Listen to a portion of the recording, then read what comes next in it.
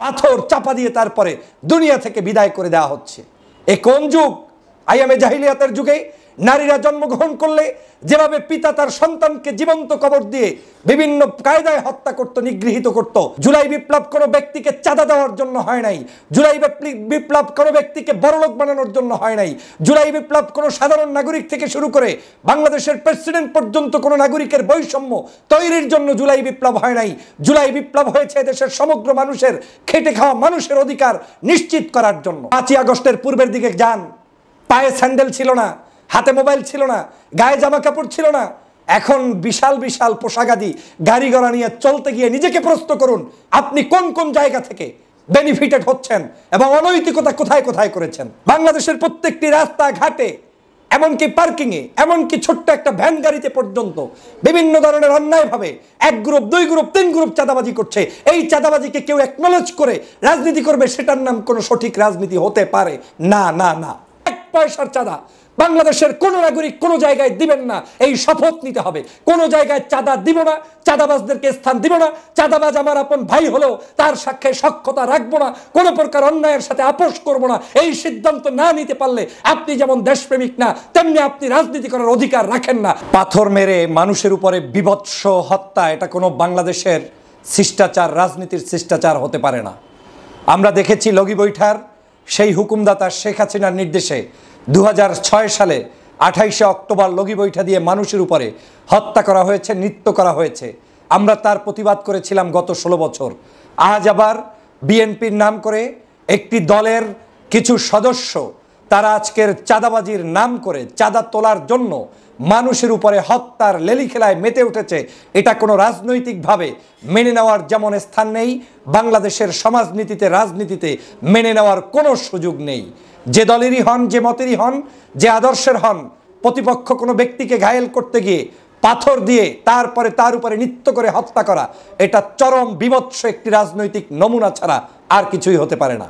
প্রিয় দেশবাসী, আপনারা দেখেছেন মিটফোর্ডের সামনে একজন ব্যবসায়ীকে চাঁদা না দেওয়ার কারণে তার উপরে অমানসিক নির্যাতন করে যুবদলের কয়েকজন সদস্য সেখানে দিবালোকে প্রকাশ্যে সামনে তার উপরে হত্যাযজ্ঞ চালিয়েছে, যেটা বাংলাদেশের প্রত্যেকটি নাগরিককে কাঁদিয়েছে।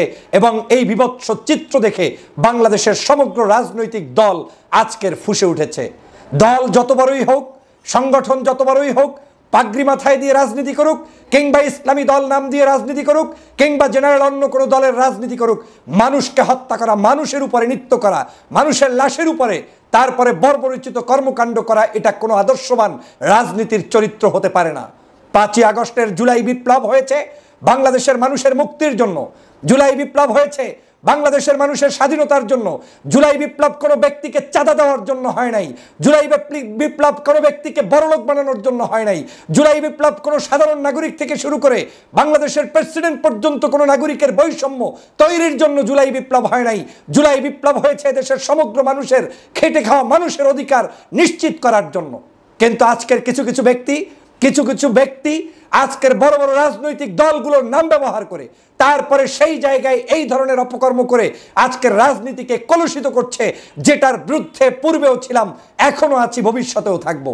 বাংলাদেশের কত বড় জাহিলিয়াত একটি দেশ এখন চলছে, যেই মুহূর্তে বাংলাদেশের একজন সাধারণ নাগরিক নিরাপত্তা বেষ্টনীর মধ্যে থাকবে, সেই মুহূর্তে একজন ব্যক্তি ব্যবসা বাণিজ্য করবে, আজকে তাকে ব্যবসা বাণিজ্য স্বাধীনভাবে করতে না দিয়ে উল্টো তাকে পাথর চাপা দিয়ে তারপরে দুনিয়া থেকে বিদায় করে দেওয়া হচ্ছে।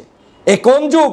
আইয়ামে জাহিলিয়াতের যুগে নারীরা জন্মগ্রহণ করলে যেভাবে পিতা তার সন্তানকে জীবন্ত কবর দিয়ে বিভিন্ন কায়দায় হত্যা করত, নিগৃহীত করত, সেই সময় যেভাবে ইসলাম আসার পূর্বে তখন যেভাবে বিভৎস একটি মক্কা মদিনা সহ পৃথিবী ছিল, সেরকম একটি পৃথিবীকে আজও দেখতে হবে, এটা কোনোদিন মেনে নেওয়া যায় না।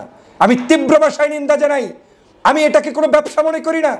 চাকরি করেন, টাকা ইনকাম করেন, নৈতিকতার মাধ্যমে রাজনীতি করেন, মানুষের কাছে চাঁদা উঠানো, দোকান ব্যবসা বাণিজ্য থেকে চাঁদা উঠানো, রাস্তাঘাটে পার্কিং এর নামে চাঁদা উঠানো, হোটেল রেস্তোরাঁয় চাঁদা উঠানো, এটা কোনো রাজনীতির চরিত্র হতে পারে না। সে যেভাবে হোক না কেন, চাঁদা দিয়ে আমরা বাংলাদেশের রাজনীতি করব, এটা কেমন রাজনীতি? রাজনীতি হবে স্বচ্ছ, রাজনীতি হবে একেবারে স্পষ্ট, রাজনীতি হবে জনকল্যাণে, রাজনীতি হবে নিজ পকেট থেকে রাজনীতিতে আমাদের ভুল থাকবে, কিন্তু এই ভুল করলে হবে না যেই ভুলের প্রত্যেকটি জায়গায় জনগণের রক্ত চুষে চুষে খাওয়া ভুল, সেই ভুল করলে রাজনীতিতে টিকে থাকা যায় না। প্রিয় ভাইরা আমার, হৃদয়ে কাঁদিয়েছে কতগুলো দালালদের কারণে বাংলাদেশ আজকে নিমজ্জিত হচ্ছে। আজকের এই বাংলাদেশ কোন পথে যাচ্ছে, সেই দালালদের কারণে আমরা এখন হুঁশ হারিয়ে ফেলেছি। এরা আবার নাম বিক্রি করে করে 5ই আগস্টের পূর্বে যারা বাংলাদেশের কোনো কাজে ছিল না, যারা বাংলাদেশের কোনো আন্দোলন সংগ্রামে নেতৃত্ব দেয়নি, জুলাই বিপ্লবের জন্য যাদের বিন্দুমাত্র অবদান নেই, সেই সকল দালালরা এখন এসে বিভিন্ন পার্টির মধ্যে ঢুকে প্রবেশ করে তারপরে তারা এখন দেশটাকে ধ্বংস করতে চায়। বিএনপির নেতৃত্ববৃন্দকে অনুরোধ করব, আপনারা 4000 মানুষকে বহিষ্কার করেছেন, আপনাদের এই বহিষ্কারের মধ্য দিয়ে দলের নিয়ন্ত্রণ করতে পারবেন না। এই 4000 মানুষকে প্রশাসনের কাছে নিজ দায়িত্বে অন্তর করুন, তাদেরকে সেখানে পাঠিয়ে দিন, বিচার নিশ্চিত করুন। আপনি শুধু বহিষ্কার করার মধ্য দিয়ে আপনার দায়বদ্ধতা শেষ হবে না। এ বহিষ্কার আওয়ামী লীগ করতো, একটা ঘটনা ঘটলে বলতো আমরা এটা জানি না, আমরা এটা চিনি না, সে আমার কেউ না।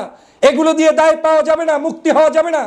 বাংলার মানুষ আগামী দিনের কি বাংলাদেশ দেখবে সেটা নিশ্চিত করার দায়িত্ব যদি নিশ্চিত করতে না পারেন, তাহলে আপনাদেরকে জনগণ যেভাবে মনে করছেন সেভাবে গ্রহণ করার কোনো সুযোগ নেই। কথাগুলো আপনাদের কাছে কষ্টের লাগবে, কারণ আপনারা এই কাজগুলোর মধ্যে ইনভলভ কেউ না কেউ কোনো না কোনো উপায়ে হয়ে যাচ্ছেন। মনে করছেন এই ইনভলভমেন্টের পক্ষে কেউ কথা বললেই সে আপনার লোক না, বরং আপনার দলের ক্ষতি করছে। বাংলাদেশের যেই মানুষটা চিতিয়ে বুক উঁচু করে এই মুহূর্তে আপনার দোষ ধরে দিচ্ছে, বিএনপির নেতাকর্মীদেরকে সতর্ক করছে, তারাই প্রকৃত আপনার বন্ধু। আর যারা আপনার সাথে দালালি করছে এরা কেউ আপনার বন্ধু না। আমি তো কাউকে চিনি না যারা এই খুন খারাপি হত্যা সন্ত্রাস, তারপরে বিভিন্ন জায়গায় দলবাজি করছে, বাণিজ্য করছে, চাঁদা উঠাচ্ছে। এই চাঁদাবাজ মানুষগুলোকে আমি গত 16 বছর কোনো ভালো অ্যাক্টিভিটিসে দেখি নাই। তারা না ছিল ভালো নেতৃত্বে, না ছিল দেশ গঠনে, বরং খুঁজলে দেখবেন তারা আওয়ামী লীগেরা বলেও বিভিন্নভাবে ষড়যন্ত্র করে বাংলাদেশের এই দেশে যাতে ভালো একটি পরিবর্তন না হয় সেজন্য ষড়যন্ত্র করেছে। আজকে তারা দলের নাম বিক্রি করে বিভিন্ন ষড়যন্ত্রে লিপ্ত হয়েছে। এই দায়ভার আপনাকে নিতে হবে, আপনাদেরকেই নিতে হবে। কোনো হত্যা, কোনো সন্ত্রাসী, কোনো চাঁদাবাজি, সেটা বিএনপির নামে হোক, জামাতের নামে হোক, ইসলামী আন্দোলনের নামে হোক, ধর্মভিত্তিক মানুষের নাম দিয়ে হোক, কোনো নামে অ্যালাউ করার কোনো সুযোগ পৃথিবীতে নাই। হিউম্যানিটির ভাষায় কাউকে আপনি কোনোভাবে বিচার ছাড়া হত্যা করতে পারেন না। আপনি আইন আদালতের কাছে প্রস্তুত করুন, সোপর্দ করতে পারেন। আপনি একজন ভিক্ষুককে পর্যন্ত আপনার পক্ষ থেকে নির্যাতন করার কোনো রাইট নেই, পাগলকে পর্যন্ত আপনি করতে পারবেন না। কোন শক্তির বলে আপনি অন্যায় করছেন, কোন বাহু বলে আপনি এটা করছেন? আবার যারা এগুলার প্রতিবাদ করবে আপনারা তাদেরকেই ট্যাগিং এর রাজনীতি করবেন। এইটা বাংলাদেশে চলতে দেয়া যায় না। রয়ের খপ্পরে পড়েছেন, বিদেশিদের খপ্পরে পড়া হয়ে গিয়েছে। বিভিন্নভাবে ভালোভাবে রাজনীতি করার সুযোগ থাকলেও সেই সুযোগগুলো গ্রহণ না করে এই ধরনের কিছু দুষ্ট লোকদের কারণে আজকের বাংলাদেশের রাজনীতি কলুষিত হচ্ছে। কোনোদিন এই দায়ভার কারণ নেওয়ার কোনো সুযোগ নেই। প্রিয় বন্ধুরা আমার, এই বিভৎস চিত্র শেখ হাসিনা তৈরি করে গিয়েছে। শাপলা চত্বর ঘটে